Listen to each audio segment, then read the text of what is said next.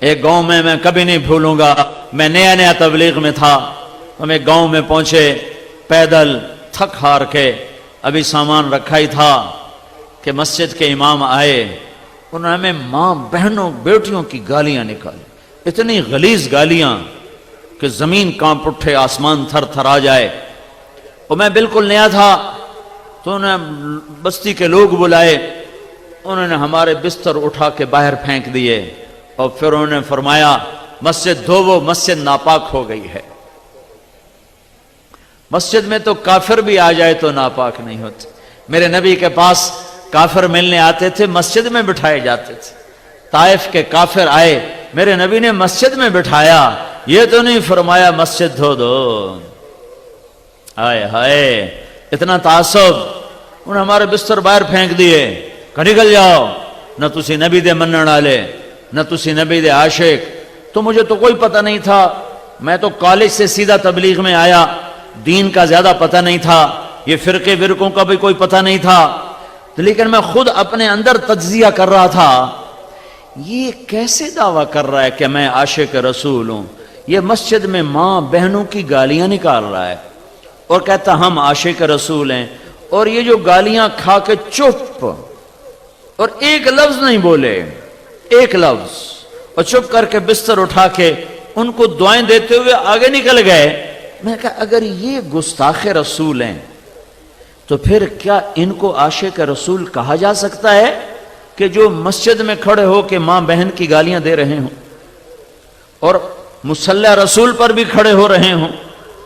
میرے بھائیو، میں ہاتھ جوڑتا ہوں، میں ہاتھ جوڑتا ہوں، نکلو تعصب سے، نکلو تعصب سے نکلو۔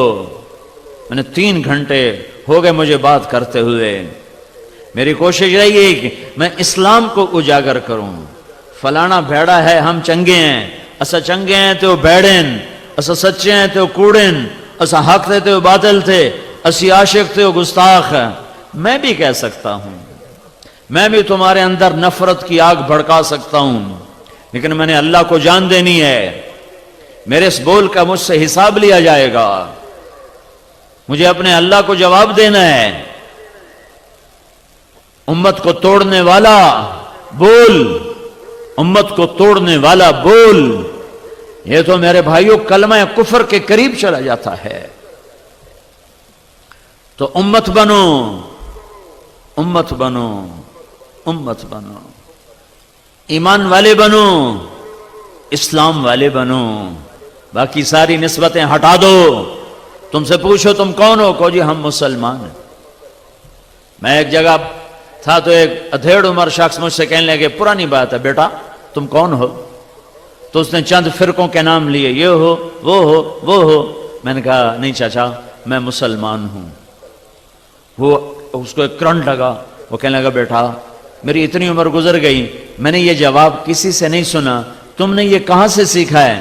میں نے کہا میں نے یہ تبلیغی جماعت میں سیکھا ہے، وہ ہمیں سکھاتے ہیں کہ ہم مسلمان ہیں اور ایک دوسرے کی قدر کرنا ہم پر فرض ہے، رائے کا اختلاف برداشت کرنا ہم پہ فرض ہے۔ تو میں سارے مجمع کے سامنے ہاتھ جوڑتا ہوں، ایک تو اپنے اللہ سے معاملہ درست کرو توبہ کے ساتھ، ایک اللہ کے بندوں سے معاملہ درست کرو معافی کے ساتھ، اور اس پاک پیغام کو لے کر دنیا میں پھرو۔ دنیا اللہ کے فضل سے آ چکی ہے ہدایت کے کنارے پر، اسلام کے کنارے پر، اور ہوا چلنے والی ہے۔